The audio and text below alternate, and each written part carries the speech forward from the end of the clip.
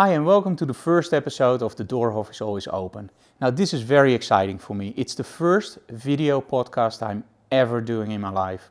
Of course I've been the guest on some of the video podcasts, but it's the first time I'm really gonna do one myself. And if you're very up to date on my YouTube site, you already saw that there was a small news item with The DOORhof is Open leader. Now this is the real deal. This is the longer version, and today we have a really nice topic. We're talking about street photography.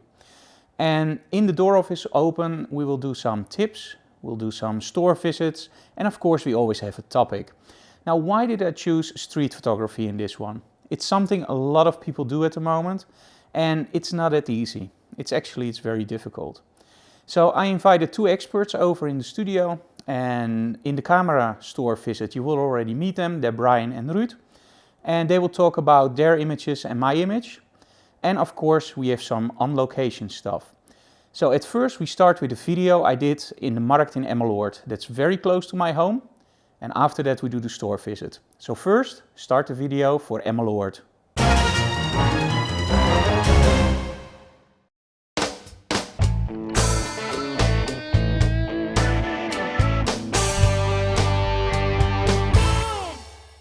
Okay, today we're at the market in Emmeloord, my hometown. We're going to walk around the market and just do some shooting. Remember that if you shoot something that's part of a hole, so if you shoot like a stand and there are people walking around, you can make the image. However, if you want to shoot somebody in person, so the person is the main character in the photo, then you have to ask permission. I'm going to shoot with the Fuji X Pro 1. It's a very small camera and still it has great quality. It's like a DSLR, but very small. And this is a lot of fun for street photography. Normally when you have a Canon and you put it straight into somebody's nose, they will be a little bit afraid because it's a professional looking camera. With a smaller camera, there's no problem at all. People are very relaxed in front of the camera and they will often give you permission to take their image. The settings for street photography, what I use is the aperture I can change on the lens. So I can go from f16 to 1.4 full open. I'm now shooting with a 35mm, that's about a 50mm on a full frame DSLR. And the settings in the camera, I use auto ISO. That sounds a little bit non-professional, but remember, in the end it only counts that you have the shot. And because there's a lot of different lighting scenarios, for example you have the booth where the people are selling stuff and that's dark, and you have the outside where it's sunny and it's very bright. So when you use auto ISO, the camera will change the ISO for you so that you will always have a great shot. So let's go on the market and let's ask some people and just take some normal shots.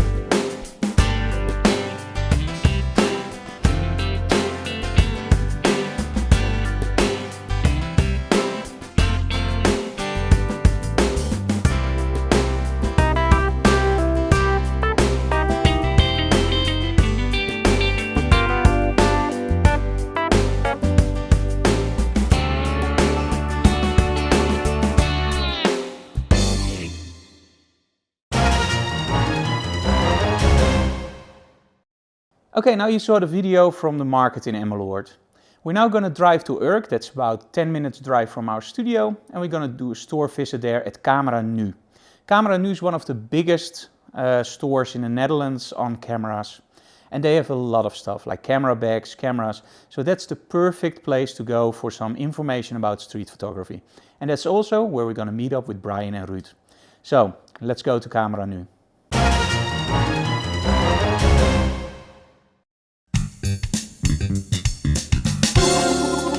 Today we're doing a store visit at Camera Nu. It's very close to our studio. We're now in Urk and it's about a 10-minute drive. And to be honest, that's a very dangerous distance for me because this camera store, whatever you want they have. It's like a mini B&H, but then in the Netherlands.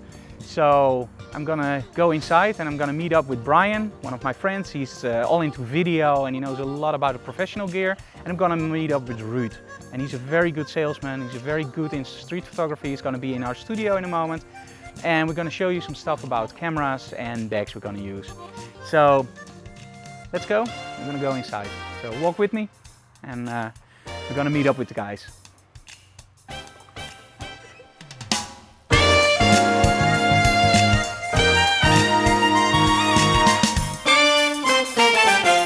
Okay, Brian, thanks for inviting us over to Camera Nu. We're now standing in the Pro department, right? Yeah, this is the Pro department. Okay. Here we sell the bigger camera systems, but also the small systems for street photography, light systems, light cameras you can take with you. And you won't be spotted that easily when you work with this kind of cameras. Yeah, because that's a big problem. When you look on the street and you walk around with, like, let's say, a Nikon or a Canon, it's a big, huge camera. You stick it into somebody's nose. People spot you immediately. Yeah. And they will say, "What's going on?" Yeah. Now, you know, I'm a big Fuji fan. I'm shooting with the X1, X100, X1 Pro, but you also have Leica. And both cameras are like back to the vintage. It's like a rangefinder camera, and they're both of great quality. Like when you look at the X1 Pro, it's like an APS-C sensor, 1.5 crop, 16 megapixels and an amazing quality. We have the Leica with 18 megapixels and a full frame. But when you look at the price difference, like 2,000 euros or what is it, 6,000 euros, yeah. What's your opinion about difference. That? Well, of course, the full frame sensor is something which adds more depth of field in the picture. But if that's not necessary, then I think the X Pro 1, it's really a huge camera with a much better price. Yeah, the price tag is very good. And especially now when you see that you have the connector for the old lenses, and of course in the road plan there's the zoom lens. The zoom lenses, that's something that I really like, because when you do street photography, you know, a lot of people walk around with like the primes, because the primes are so much sharper. For me, I love to have a zoom lens, because then I can stand from a distance and go to wide angle or zoom in more to a tail lens. Yeah, I think that's how you're acquainted to work. When you work like me, for example, I used to walk to someone and go right in your face, boom, and make that picture.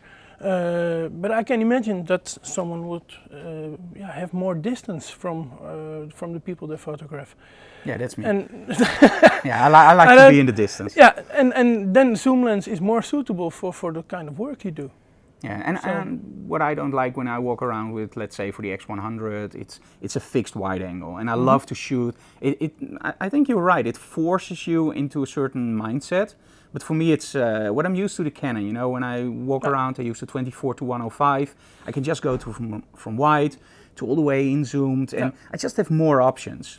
But now, when we talk about the smaller cameras, can you pick them out so we can hold them? I hope I'm insured for the Leica, by the way. But the stupid thing is, we don't have the batteries installed here, I think. But this is it. This is the Leica. So this is a Leica. Oh, it's a real heavy camera, by the way. You really feel the budget. Yeah. Yeah. Yeah, it's something completely different than the Fuji you're working with. Yeah. But it's still nice, and it's nice. It's a rangefinder. I like that the look of the rangefinders. But now, can you also give me the X1 Pro, please? For sure, I can. So people can see them next to each other. I'll put on a lens for you. Oh, that makes much better images indeed. Yeah, for sure. That's a whole lot easier.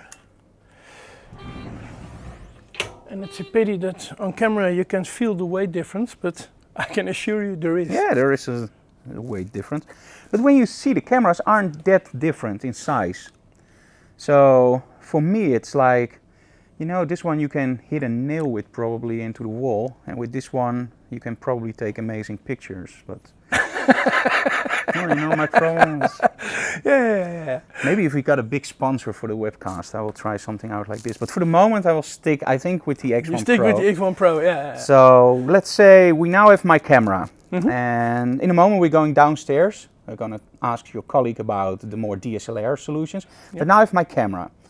And I have several lenses with me, like I will have a zoom lens on it, because in the roadmap there will be a zoom lens. There will be zoom lenses? I have some extra batteries, some extra cards.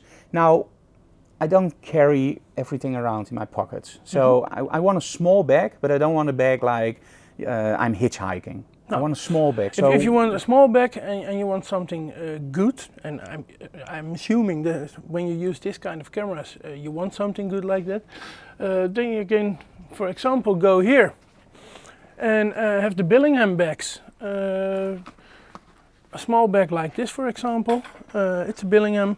It's very, very good. It protects the camera very well, and yeah, it opens much more easier than you think. It's not like you have to open this. Probably there. You open it here, so it's much easier to open. Okay, that's nice. And those bags, you won't be seen like a cameraman, like a photographer. Okay. Because it's an easy bag, and you can be anybody. And when I want a little bit bigger, like I see with the lower Pros, I see like this, I'm using myself the Stealth Explorer. What's your opinion about that bag? Because I think it's big, so you can also put in your DSLR in a lens, and still it runs over your shoulder, and you can grab it very easily. You can grab it very easily, yeah. It's more a type of bag to use. And yes. What we have in the upstairs department here, in the Pro department, it's bags. More like the bags for carrying to an airplane, the and that kind of that kind of bags. So downstairs we have more used baggage. Okay, because I'm really in love with the Stealth Explorer, so I want to show that also on video. It's very, very good. But there are so many bags, man. There is crazy. A great range of bags. Yeah, and I think those are the bags for easy access to the cameras. When you go to, for example, the backpacks, then it's more for carrying it with you. Yeah, this one we use this one, the 300. Yeah, and we have two of those to walk around, and we have one of the roller cases from Lower Pro, which is awesome. They're excellent if you want to go to an airplane, airport. It just fits in the overhead compartment. You have to squeeze it a little bit sometimes, but it always just fits. The right size, and you can put everything in there. Yeah. Okay, you never have the problems with the customs. Yeah, that's very important. They always want to see what I'm carrying, because I'm also carrying a medium format camera sometimes, and it's always the bag with the medium format camera they pick out. And you never ever want to have that stored in the storage. Oh no, I always take that with me. Yeah. So we carry a lot of weight. I hope nobody from the airplane sees this, because then I will be cut out. You will be overweighted. Oh you walk with it. If they ever weighed my bags, I'm in deep trouble. Deep troubles, yeah. Okay, so this is the camera for the smaller ones. And you know, a lot of people think also, and we're going to talk in the studio about this also, that they can use the X1. The X10. Yeah. It's a smaller camera, like you have the Canons, you have the smaller X10. And my opinion about it is, and I don't know if you agree with me about this, is when you shoot with a DSLR, people will label you as a professional photographer. So you will run into some problems like, where is it for? Is it for a magazine? If you shoot with a camera like this, you won't be labeled. In doubt. Yeah. And when you shoot with the X10 or with a smaller camera and you shoot like this, people will see you as the creepy guy. I don't think the creepy guy is the correct word. You might also be a tourist or a hobbyist. Yeah, tourist, but then when you shoot people on the street, you will get a different response. I tried it out with the X10, and a lot of people looked at me like, what are you doing, man? Why are you shooting me? And when I shoot with this camera, it's more like, oh, that's a nice camera. It's a film, or no, it's digital, and you talk with people. And when I shoot with the Canon, there are two opinions for it. Yeah, there are two opinions for it. The first opinion is when you carry a big camera, a camera which looks like a real professional camera, then people will sometimes be forced to walk away, to not look at you. And with a smaller camera, like for example a compact camera like the X10, it's very easy to go around and just walk by and click and walk straight on. You won't have that when you carry, for example, a large DSLR camera. A large DSLR camera, then I've been in a fight. I've been in a fight for using my large camera. No, I've never been in a fight, but maybe it's because of my height. I think that will help you. I can run very fast also sometimes. So. Okay, Brian, so on this department we've seen the X Pro 1, we've seen this one, we've seen some quick carry cases. Now let's go down to the consumer department and we're going to talk some more. Yeah, and maybe talk with some of your colleagues and then we'll look there. Yeah, thank you. Take you there.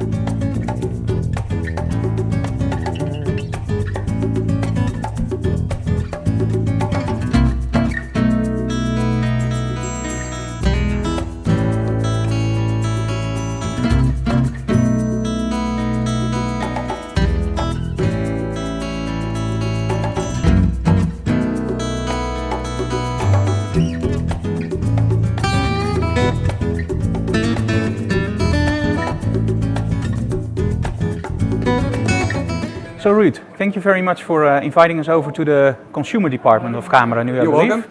And the first thing I want to discuss with you is camera bags. And now I heard something about you that when you're on location, you never use a camera bag. Well, I won't say never, but often. When I'm in the street, I have too much stuff with me anyhow already. So I always work very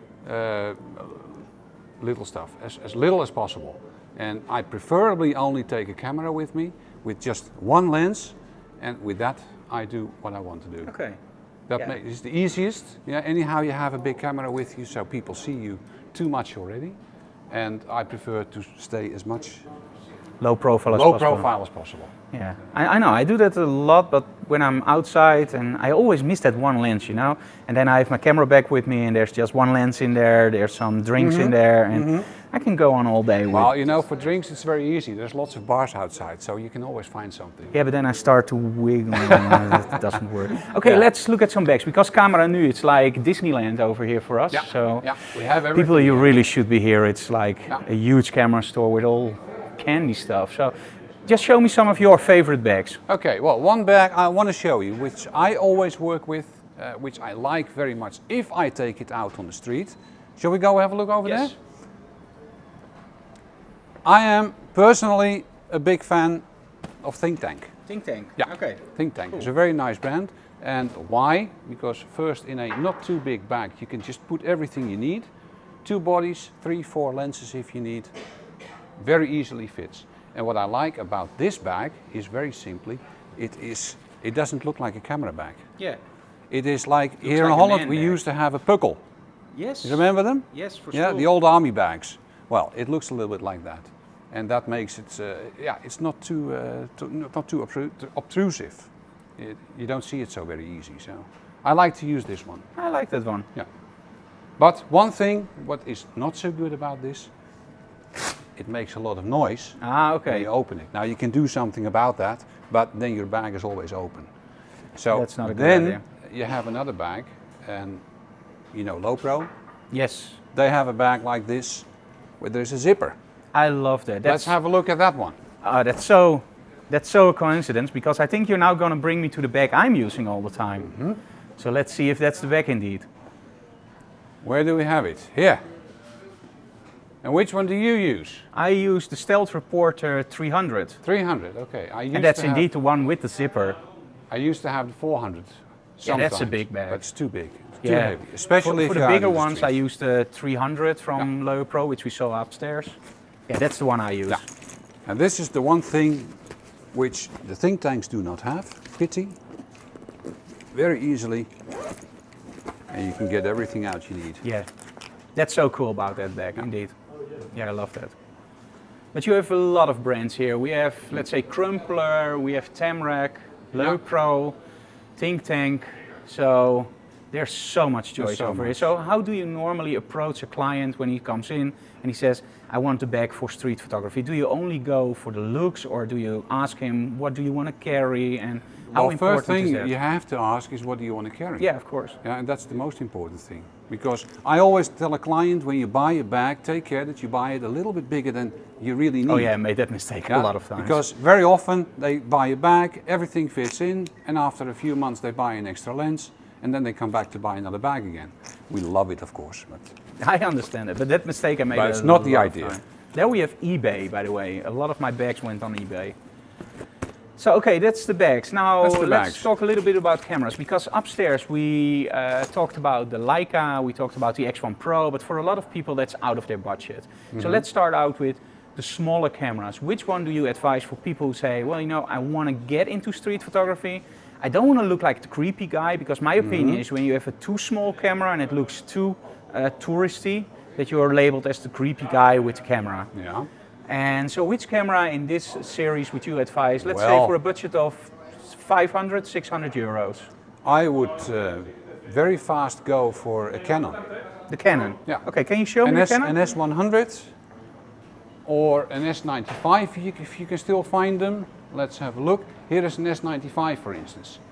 If you want to start out easy, this is very simple, but it makes very high quality photos. There's a good sensor. Yeah, I heard a lot about that one. The S100 is still better. Yeah, it's the latest version. I still work myself with an S90 sometimes, and very often I just carry it with me for situations where I'm not allowed to shoot at all. Yeah, a couple of days ago I was in the museum, in the Van Gogh in Amsterdam. You may not shoot there. So then I sneaky take this one with me, and I can still do my thing. That's the fun thing. I'm using the X10 from Fuji, and I always have that in my camera bag. And when I go into somewhere and they say no photography allowed, and you take out your Canon, you will be kicked out. And when you take out like the Fuji, a security guard will be standing like this, and you will standing there next with your Fuji, and you're just shooting images. That's like they don't mind. They don't mind. They just think you're a tourist, and they don't pay and they don't know. to that. Okay, now let's go one budget higher. Let's say up to 700, 800 euros. Well, for that price, yeah, you can buy a system camera already, a reflex camera.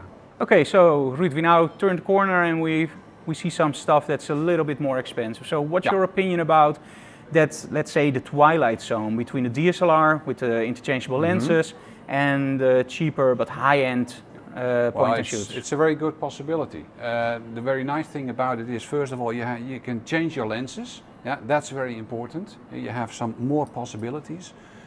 On the other hand, this is small, and now I'll take, for instance, this example. Yeah, this is a Panasonic. This is extremely small. Still, you can change the lenses here. Yeah, that's such a cool development. With a reflex camera as well. So that gives you a lot of possibilities to adapt the system completely to what you want to do with it. And that's about 329, so that's still within the first budget. Yes. So this is really low budget, and you still have the possibility to build it out to something with more possibilities. Okay, that's cool. Yeah. Now, Olympus, the same story actually. It's Olympus actually who started with this whole micro four thirds system. Yeah, it's a very nice system, and Sony came out with the same kind of camera. The Nex, yes. The Nex, certainly a very nice camera as well. And then, the reflexes, every photographer's tool. Because when I look at the prices, Ruud, let's be honest, when you go to, let's say, 600, 700 euros, now you're a Nikon guy, I'm a Canon guy, and in my opinion it doesn't matter. It's a tool to make the picture. It's just which camera does work at best for you. Now, for that kind of amount, you can also get a DSLR. Definitely. So when we go to the DSLRs, what's your opinion about, and I know you're going to go for the Nikon, of course, but what's your opinion about, for street photography, the best camera to start out with? Well, I think basically the type doesn't make very much difference. Yeah, you can, if you don't want to invest too much money, you can very simply start with a D3100, the get-in model for Nikon. You can upgrade it a little bit to a 5100. Now there is going to be some new cameras already, the 3200 and the 5200 very soon. That's going on incredible pixel amounts. It's really, you wonder where it's going to end. It's getting crazy. It's really getting crazy. Well, you have Nikon, of course, Canon. You see where the heart lies. Yeah, I see. I show Canon and amazing. I say Nikon. It's amazing. Okay. Canon 550, the starting model, the cheapest one at this moment, the 1100. Well, then you have for €400. 400 euros, yes. Yeah, you have a camera, and with this, basically, you can do exactly the same thing as I do on the street. Yeah, because I've seen some of your images, and we're going to see that in a moment in the studio, and he rocks. It's amazing, really. I'm just afraid to show my own pictures, but maybe we do a fashion shot I'll once, take it and easy. then Okay. then I win. Maybe I win. But certainly you let's win. look at this one. Because this is so small, and still it's with kit lens on it. And now that we talk about lenses, by the way, you know, a lot of people, they always say, you know, you need to shoot primes because they're sharp, they're beautiful. My opinion for street photography, and I know I talked with Brian about this, and Brian says, well, I like primes. For me, I love a zoom lens, but I don't want the wide lenses on my camera, because I want the lens on there that people don't label me as a professional photographer, but I want that wide area of zoom. But I still want the quality. Is there something that you can advise that's still cheap? In my opinion, the quality of the lens is not even so very important. No, it's the story. Because it's the story which in street photography takes the lead. It's the most important thing. In street photography, a picture doesn't have to be tack sharp all the time. No use. There may be some movement in it. There may be some unsharpness in it. No problem. So you can just as well do it very simply. That's one of the best tips, you know. With a lens like this. People are so obsessed by quality and megapixels and sharpness. That's really not true. And if you start out as a photographer, if you buy your first camera, very often I advise people, just take this and forget about all this other stuff. Yeah. That comes later on, when you have first learned how to use this. Yes, correct. That's very important. Learn to use your material. And your favorite lens would be for street photography? I use on the Nikon, on the DX format, I worked with until recently the 1755. Okay. It works quite well. I used to have 1224 as well, which I also like very much because you can really get close into to the action, and that works very good as well. But a 50mm is also fine. Yeah, don't you find it limited to work with the prime, because then you have to make the composition with your feet, and when you want something like really wide. Yeah, but that makes also that you have to think about your composition far better than just turning that zoom ring. Yeah, that's correct. So that makes it in a way it makes it harder. On the other hand, if you get used to it, it will work very well. Yeah. It makes you think about what you're doing. That's important. Yeah. Well, I use it both. Like when I go out with the X1 Pro, I have the 35 on, that's approximately the 50mm, and I love shooting with that. Yeah. And then when I go back to my Canon, my favorite lens is the 24-105, the f4, because you have image stabilization, it's great for video. Yeah. And then I just love the way that I can go from wide angle to really the close-ups. So, okay, we've seen some stuff here. We've seen the cameras, we've seen the bags, and we've seen the Fuji and the Leicas. How do you mind going to our studio and let us see some of your images? Makes you feel ashamed. Oh yeah, probably, man. I saw the images already, and you guys are gonna love this. Okay. So we're gonna talk a little bit about the street photography you do, and we're gonna take Brian with us, and I'm gonna throw in some of my stuff, and you can burn me down. So thank you. I won't burn you down. We'll see you in the studio. I'll take it easy. Okay, so we're back in the studio now, and I'm going to show you a little video we did in Lelystad. And Lelystad is about half an hour drive from my studio. And why do I tell you that everything is so close by? Because a lot of people, they travel far away to get street images. And when you're really paying attention to your surroundings, you will find that there are very nice locations very close to your home. And just shoot there and you can take some amazing images. So in this next video I'm going to Lelystad, to a fair, and there weren't a lot of people there. It was really quiet, and that gave me some challenges, but also some nice opportunities to talk with the people running the fair and take some nice images. So we're now going to show you the video from the fair in Lelystad, and after that we do the discussion with Ruud and Brian in our studio with the images. So see you in a moment.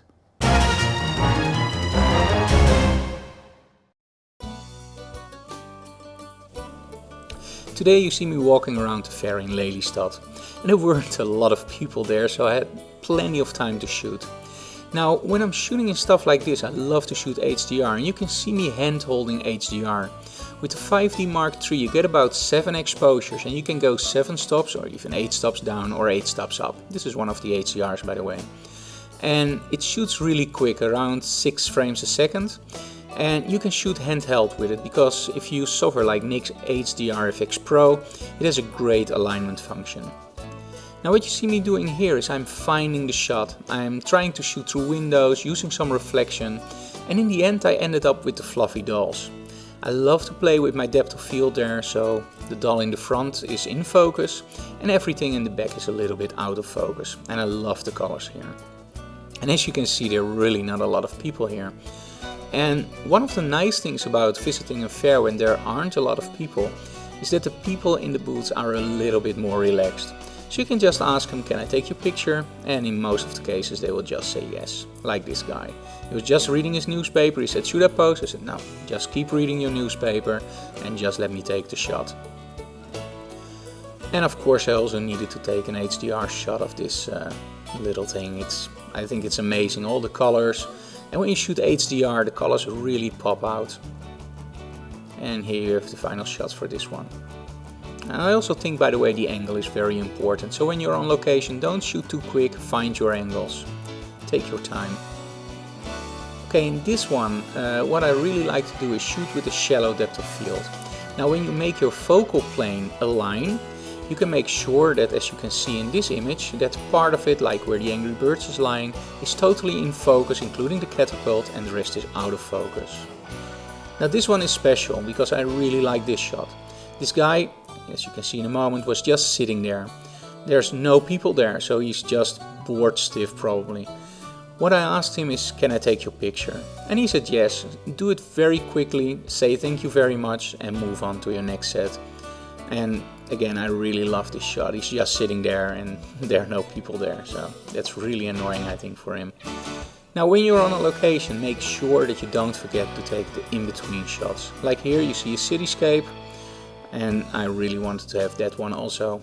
And I shot it in HDR again, and one of the things that I don't like about HDR is when you go overboard. Like here, the clouds, they should still be white. As soon as they're black, well, then for me the HDR doesn't work. Now with this shot I really focused on the barrel of the gun. I love the leading line it produces, and for me it gives the picture a little bit more extra depth. Also here I'm talking to the guy, asking him if I can take his picture, and his response was yes, of course, no problem. I like to include the whole area where he's sitting. Just took the shot, said thank you very much and move on. Now this is something I really like to do. In a lot of instances you see people walking away from an object and trying to capture it all. What I try to do is get very close, aim my camera up, and when you're lucky you also have a bird in the sky, and this makes a totally different image. It's not the whole object you see, but you get a real nice close-up. And here the same, it works with video. Now here you see 2 people, and they were just the only visitors there. And I love to include those in the picture. As you can see in the picture here, she's standing there with her doll and he's looking at the machines. But in the next one you see the emptiness, and I really love this. There are only 2 people there. And in the end, well, there are 3 more visitors at the fair.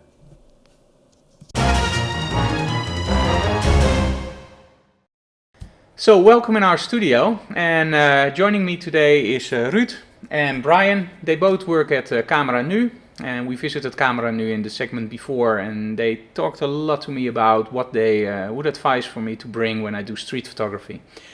So of course we also did some street photography, and you can see that in 2 segments in this podcast, but now it's time to judge some images. But before they will look at my images, we will look at some of the images that these guys took. And I'm gonna start with Brian. And oh my God. yeah. Okay. So Brian, we have a picture here with a boat. Yep. And a guy sweeping the deck. Can you tell me a little bit about this picture? The thing with this picture was that there was a baby born, a baby princess, and when she was born, nobody would tell the name of that baby, and the whole world wanted to know what the name was. And I knew that there was a company with boats who always had the names first. Okay. And so I went to that company and looked if there was a boat coming with a new name on it, and this boat was there. And approximately 4 hours before the name was announced, I had the name already on photo. That's cool. So I got all the newspapers with it on the front page. Okay, so you also got this picture published? Yeah. Okay, great. So the story behind the image. Now, when you look at the technique of the image, are you happy with how it turned out? No, the positioning is not very great. That's to say the least. It was the only picture I could make where the guy was working on the boat, because less than a second after this moment he went away, because he saw someone taking a photograph and then he walked away. Oh, who would that be? So okay. So I didn't have a second chance. It's really about the story, because the picture got published. But when I look at this, and again, I'm not an expert in street photography. For me, when I look at the focus point, it's more on the back instead of in the front. Maybe I would there are a lot of with mistakes, and that's also the reason why I brought this, because I wanted to make a statement about street photography and news photography quite often being the same.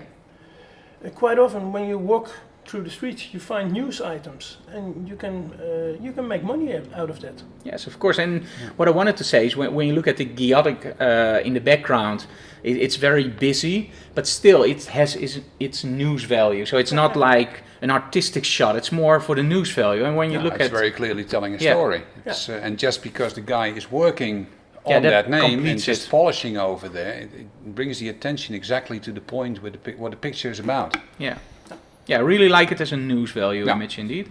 Okay, and let's go to your second image. Mm-hmm. This one personally I like more. It's probably not a news value, but for me it's really he's looking at you, he's giving him a gift or something, and he's looking at the tag. So for me this is an image that has personally more attraction to it. Can you tell me a little bit about this image? These were just a few people talking in a cafe. It's my wife sitting there in the window. They were talking with each other, and I took a photo, and just at the moment I took the photo, one of the people saw me doing it. Okay. And that's the fun thing, because he's pointing at me, and he doesn't like to have his photo taken, but this time he liked it. So, yeah. Okay, well, technique-wise I like it. I like the square.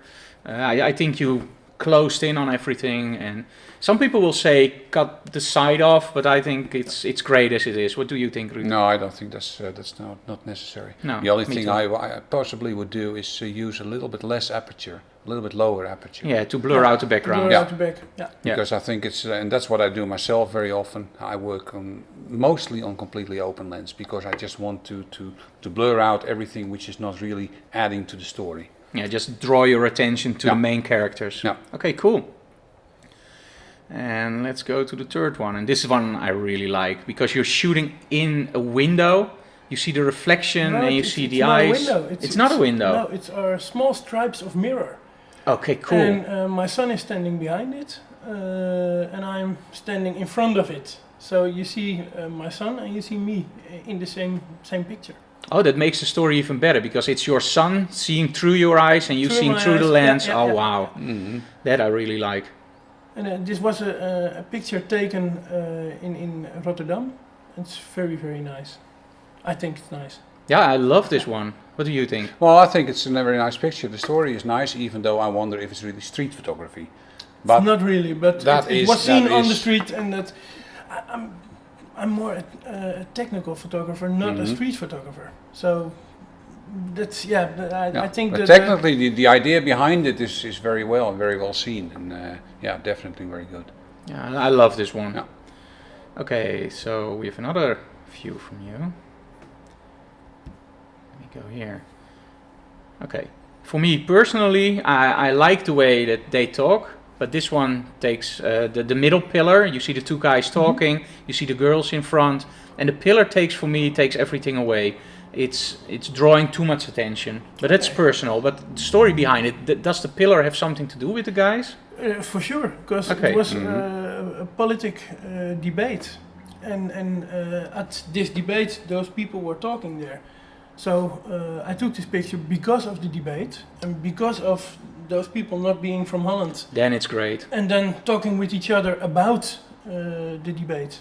And that's the funny thing, and I think a lot of people don't realize that when they judged images online, like I did now, I see it at the first time and then I say, okay, it takes away. But now when you tell the story, it's like, no, it's perfect because they are at that moment, they are at the debate, and now you see everybody in the back and still the backstage image. So that makes the story totally different for me and much stronger. And I think when you shoot something like this and you put it online, you should set something with it like it was shot during this debate. For sure. And now I really like it because it gives you a sense of not being there, and you see here, love it. What I like about it is actually the fact that where you first think that the emphasis is on the guys around there, while actually the point of focus is not those guys, but it's just behind the poster behind there. Yeah. And I think that is just the strong thing about it, and that's just the funny thing what you can do in street photography. Try to put your point of focus on a place where people don't expect it, and that makes a different story. Yeah. Wow. Okay. That's good insight, Ruud. Thank you. Okay, and your final image. And I have to be honest with you. The minute I saw this image, I said, you know, there's one thing that really makes me sick during when I do portfolio reviews, and that's selective coloring. And somehow you nailed it. Because normally you see those girls lying in a bed, and they have a rose, and only the rose is color, and the rest is, oh man, even if I talk about it, I hate this kind of photo. And somehow you nailed it. The American flag in the back, it has color, and the rest is not. And especially with his face, it's so strong and so powerful. And I think you nailed it composition-wise. I love it. And in this case, the selective coloring, it rocks. And the story is written on his hand. It's written upside down, but the word expatriate says everything. Yes. It's expatriate and the American flag. And that it tells the complete story. Yeah, I love this one. And the minute I saw it, I was like, wow, this is so powerful. And really, I hope this is the last time I will ever say it. I love the selective coloring here. So this is really, really great. Okay, now we're going to go to Ruud. And I was really looking forward to this because I really love what you're doing with your street photography. When I look at this image, the kid with the hand in front and the leg, this is something like... Well, there's a story behind this, eh? Yeah, tell me. Well, this is in Morocco, in Marrakesh, in the Mela, which is one of the Jewish neighborhood of Marrakesh. And one thing which many people who have been in Islamic countries will have noticed that people there do not want to be photographed. And you really have to take care while shooting. Well, these boys, they were playing there with a whole lot of boys on a court, on a schoolyard or something like that. And at the moment I pointed my camera, I saw this guy, and he was just imitating the behavior which he sees from grown-ups. Yeah. No photo, no photo. Well, I shot it already, and even though I do think you should respect people's wishes if they don't want to be photographed, but I found this such a typical behavior after what you have seen as an example, that I still use the picture because I think it's very nice. I love it. Sometimes you have to not shoot. Sometimes you have to not shoot. Yeah, don't delete something like this. I think if they would come to me, delete your card, this is one of the images I would say, okay, I will take my chances and I'll run. Yeah. With all other images, I would say, okay, I will delete the image. I don't care. Well, in this case, it was not such a problem. I just put my camera away because at that moment I knew that I had shot already. Yeah, so it's amazing, especially with the eye coming through his hands and the guy in the back with, it's amazing shot. And sometimes it's just also being lucky. Yeah, the fact that eye is just coming out behind it from the hand, that's pure luck. You can't organize that. Yeah, but still, it's amazing shot, Ruud, really. Okay, so we go to your second one, and that's also amazing. And this reminds me of a shot you will see from me in a moment, only in a totally different country. I love this shot for its motion. You see the two girls walking in, you see the older woman in the back, the whole area, and then you see the scooter there. I think it's a great street shot. Yeah. What I especially like is the height of the camera which is chosen. Yeah. It's a great point of view where you're standing. Yeah, and a lot of people don't do that. I took a very low point. Yeah. And first of all, again, that story of not being able to shoot in Islamic countries. Yeah, this is also Marrakesh. What I did in this case, there was a little stone just next to a wall where people were constantly walking by. So I went sitting there, and I sat there for about an hour. And after a while, people will not pay any attention to you anymore because you become a part of the street. Yeah. So when then you start shooting, most people will hardly even notice that you do it. And what you can also do, of course, is if you sit on a stone, is put your camera next to you, shoot, look in the back of the camera if you have the right angle, and just put it there and just but press that is the button. something I usually do not do, and I don't like doing that because it's too creepy. It's too creepy, and I think street photography shouldn't be creepy. I think you should be open about what you do. Yeah. You should point towards people, let them know what you do, and my experience is in that case, very often you will find that they do not mind. As long, because when they get the feeling that you are trying to shoot them in a creepy way, that's something they don't like. Yeah, if you do it like a course of street photography, and at that course, someone was taking us to the Kalverstraat. It's a very busy street in Amsterdam. Lots of people walking in and out the street. And then the coach there, he said, well, I want you all to take a picture of the Kalverstraat and photograph into the street. And so we all did that, and there were only 4 people of the 14 people who were there who were making a photo of people in their faces. All the other people were taking a photo of people walking away from the camera. So there were only a few people making the photos of, and sometimes it can work, but in most times it's so that when you shoot people en face, it'll work far better. Yeah, I like that because but I have to be totally honest, it's something that you have to overcome, because the first time I did street photography, I was doing it just like, let's say, the creepy guy. I didn't want people to notice me. I took the smallest camera out and I only shot streets. And I didn't focus on the people. And my excuse at the moment was, I'm always doing fashion stuff. I'm always shooting people. Now I want to do street photography. But in the back of my mind, it was always, I don't want to do street photography. I want to do people in the street. Street photography is people photography. Yeah. And then when I came over that point and I was more daring, my photography went a lot better. But that is also that point of getting over that. That is something what I notice very often when I set out to go and do something. You always have to come to a point where you get what I always call into the flow. Yeah. You really have to get a feeling at a certain moment that, okay, now I get the feeling, now it's working, now I'm shooting, that's what I want to do. And then you feel at home, at playing in the right place and doing the right thing. And it can happen, and I've had it as well, that it didn't work. You're walking around for half a day and you don't shoot anything because you don't get into the flow, and that is something you have to try and feel and get into, and it's very difficult to explain how that works. I always try to be just honest to people, big smile, and I always take one picture without asking, and then I will immediately ask and have a big smile, and to be honest, 90% of the people have no problems with it at all. No, if you're open. What I do quite often is make a picture of people and then walk straight to them and say, look what I did. And then when you meet the people after you took their picture, they're shocked because you took a picture and they didn't know anything about it, but then you come directly to them. And then they're well, okay, you're open, and if you're open, then it's okay. Give a business card, because you take a picture, always give something back. Yeah.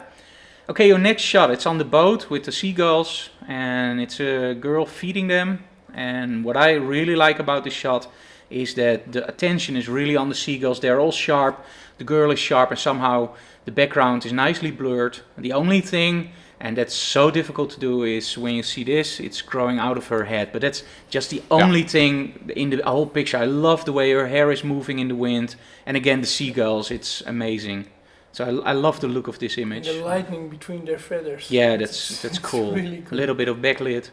And I was not the only one who saw this. This is, basically this is quite a well-known thing. This is in Istanbul.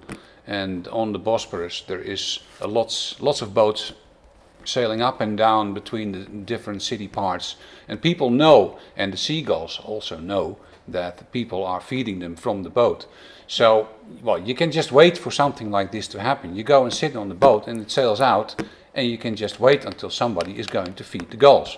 Well, she was very good at it because she had this nice long hair. It was a little bit windy, and you see it happening. But I wasn't the only one who saw that, because that bloke in the corner, with the that Canon camera, I can't. He's an icon guy, remember? So I wasn't the only one who saw it. But okay, well that can't be helped. He's there. He's part of the situation, a part of the picture. So he belongs there as well. I think that's cool because then you see that also other people are interested. And you know what I really like about your shots? It's normally when you see people doing like borders, it's always a little bit fake. But with you, it's the whole atmosphere in the images. The border just works so well with this. And this is the same like with you with the selective coloring. Normally I don't like borders. And somehow with your shots, it's amazing. If I imagine them without borders, I think they will lose some of their impact. So a really great shot. Okay, now this one with the little boy in the front and the guy playing drums in the middle. This one I really love because the boy is sitting there like, yeah, it's my dad, he's playing, or his grandfather. The people walking past him are looking like, what is he doing? And he's there sitting, just going out of his mind and playing, and he has so much fun. And I think this is street image also in Islamic or well, this is Eastern country. This is actually Beijing. Beijing. This is in the summer palace. Okay. And well, in the summer palace during the tourist season, there's always some of these people playing the old Chinese instrument, flutes, violin. This guy is singing and drumming at the same time. To our ears, it sounds very strange, but okay, it's their culture. So there's people just walking around. These people are mostly it's a tourist site, and the boy is actually also just a bystander who apparently felt a little bit awkward. Not in his place. Because the guy was very clearly paying attention to him. Yeah. So, well, yeah. And I shot it at the right time. Yeah, I love it. And you know, and that's the funny thing about street photography sometimes. I also have some of those shots that it didn't really happen, but because you shot it at that moment, at that point in time, it tells a totally different story. Yeah. It can be dangerous when you do journalism, but for street photography, I think that really helps. I think that's one of the great things which I like about him. It's always storytelling.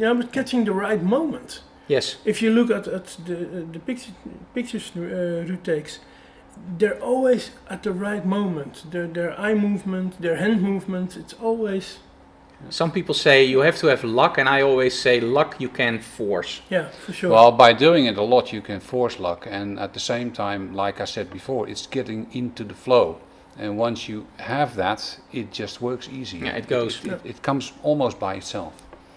Now tell me something about this story. You see exit, you see wave. I think it has something to do with he's listening to music, so also wave. You see something like an iPad. And I love the open window here. And I still love that you managed to keep detail everywhere. Well, the nice thing is, well, remember earlier today we spoke about using little cameras. Yes. And I spoke about the little Canon S90 I use for situations where I am not allowed to photograph. Yeah, this looks like a situation. Like this one, because this is in the Amsterdam Van Gogh Museum. And you see a lot of technique around there, iPads which have been placed there. People can look up things. Well, this guy was sitting there.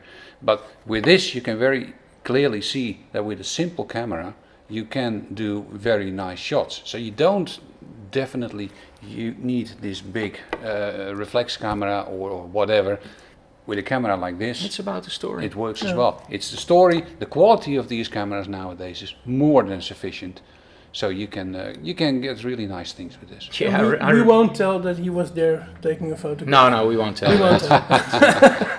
Next time they won't let me in. What's the number of the Van Gogh? And you know, the funny thing is what you say with nowadays the cameras. I remember when I bought my first point and shoot, it was an HP.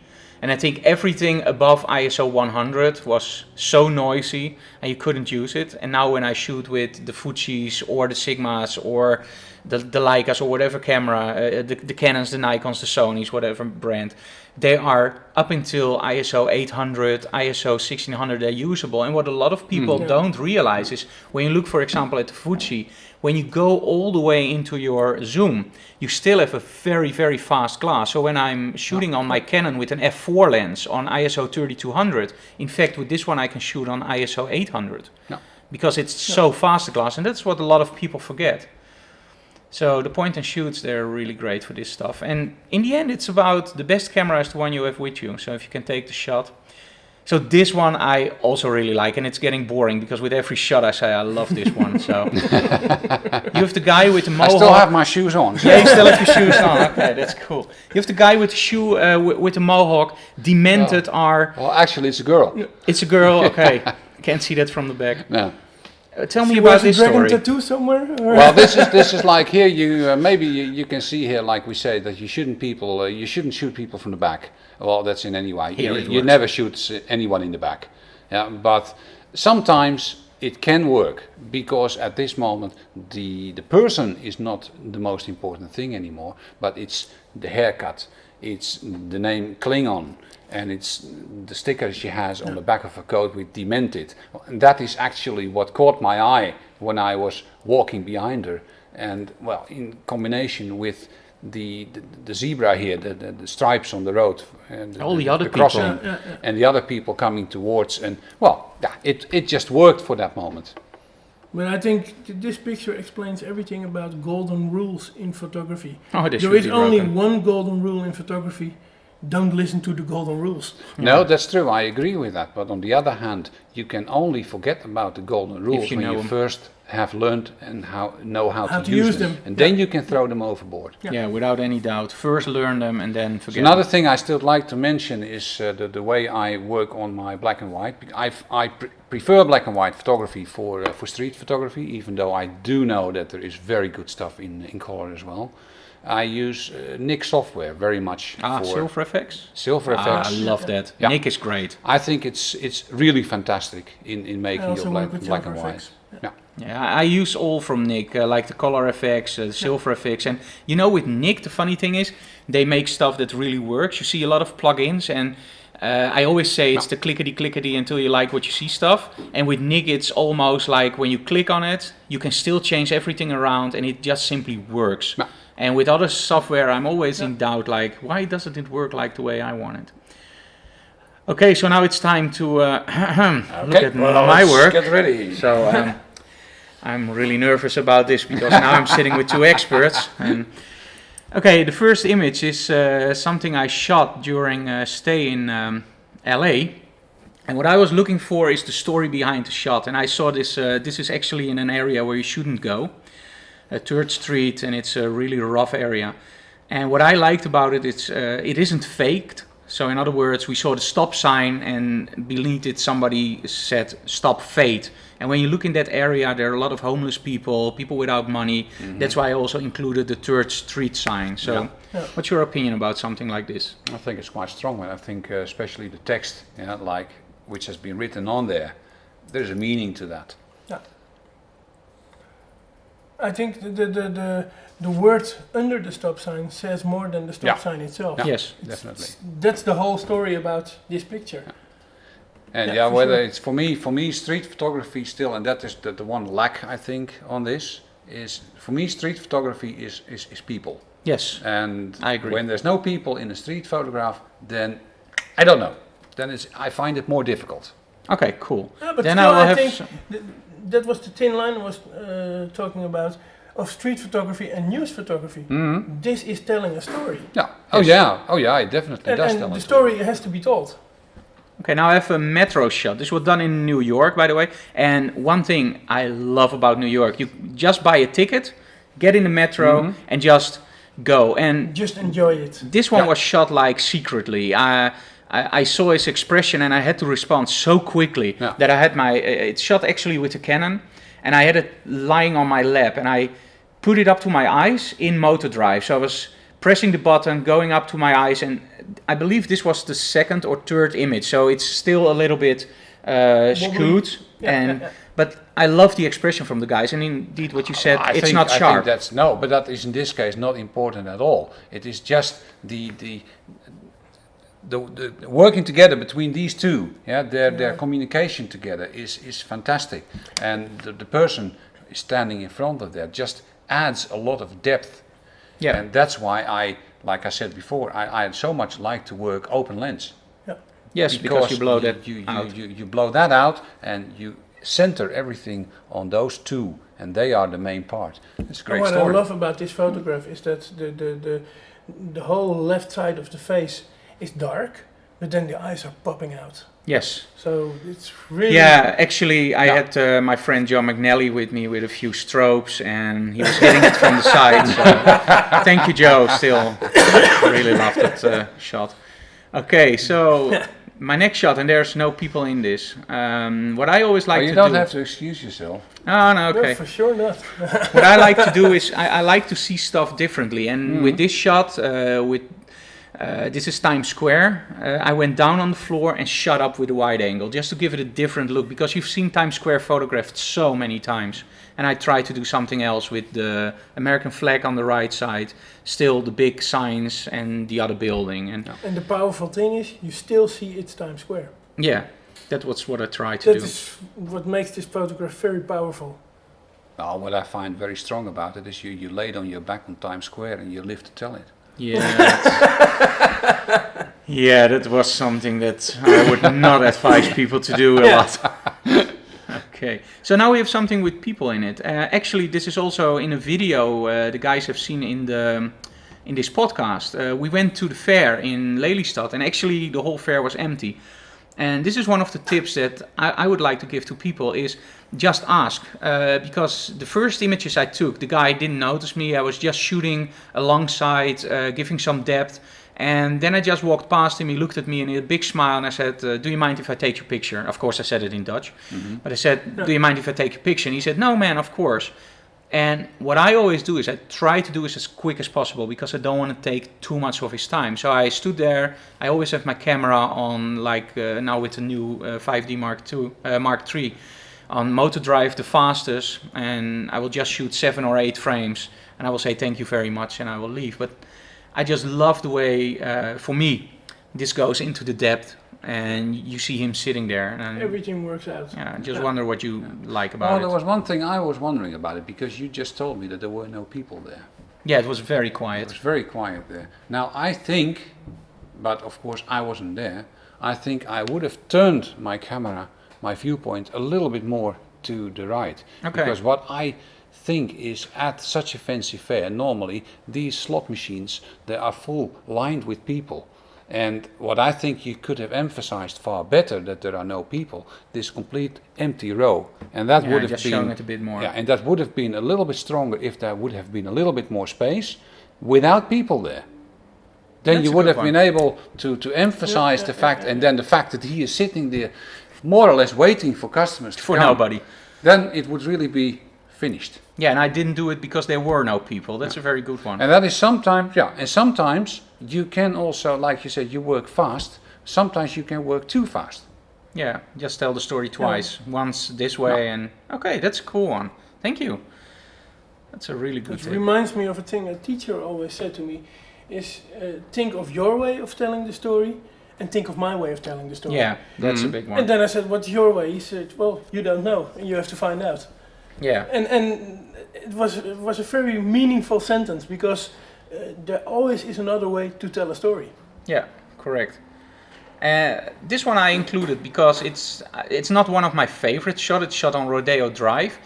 What I liked about it is to emphasize to people that speed is very important, because what I saw here was gone in a second, and because I'm using a rapid strap on the side of my body with the camera, I can really very quick take the shot, and otherwise it would have been gone. And I like the contrast between they're walking all covered up in the blistering heat. I was wearing my shorts there and still looking at all Same the ones nice... you have here now? Or? Yeah, the same ones I'm here wearing under the table. Yeah. That's why we use a desk. Thank you guys. Thank you. That will haunt me forever. And what I like about this is the contrast between Rodeo Drive and them being all covered up but still with all the colors, having their cameras, their cell phones, their sneakers, and see walking in the back with the camera. For me that makes the story complete. And I wonder what you think about that. Yeah, I agree with you. This is a story which has to be told in 1, maybe 2 seconds, and then it's gone. Yeah, it's a quickie. Yeah. And I think that's maybe, for some people it's more, for some people it's less, but I think it's quite often when you do street photography that you tell a story which is only be seen in 2 seconds. Yes. And then it's gone. Now this is one, this is New York, late at night. and a lot of people stay in because it's raining. And for me, and that's why I have it at the last image in the podcast, a lot of people will stay in when it's cold outside, or when it's humid, or when it's warm, or when it's raining. For me, these moments are the moments that I love to go out, because you have all the reflections, you have the rain, you have people acting differently, walking faster. Now, what do you think? Should people go out in the rain, or should they stay in? Oh no, definitely go out. Yeah. Go sure. out. Even if it's only to wet some cameras and sell some new ones. Oh yeah, I almost forgot he sells them. Yeah. Commercial minded. No, but it's just No, it's but- just it's these circumstances which create the best opportunities, and like the street is wet. Yeah, that makes a lot of shining, a lot of glimmering. It works. It works great. The only thing is with this picture, I think this has gone a little bit too dark. Yeah, I agree. And I that could is lift maybe, that up just a yeah, little maybe in that, like, I always like to do this as well, but I go out a little bit earlier. Early in the evening, late in the afternoon, when there's just a little bit of daylight still left. That sometimes just gives you that little edge of not losing certain, well, details like here. Yeah. Well, maybe it's also the laptop screen. It might be. I'm not. But you can open it up in Photoshop very easily. Yeah. Okay. Well, I hope But you. it does show that you have. Yeah, outside in the rain. Perfect. Outside in the rain, in the storm, in the snow, whatever. Go out and make your I think that pictures doesn't and only make the go difference. it doesn't only go for street photography, because With everything. with every kind of No. photography, you just have so much more light when it's raining outside. Yeah. So much more So saturation. much reflection. Yeah. It's great. Okay, I would like to thank you both very much for coming to our studio and talking about the shots. And You're welcome. this concludes our first episode. And I hope you guys also liked it, and we'll be back.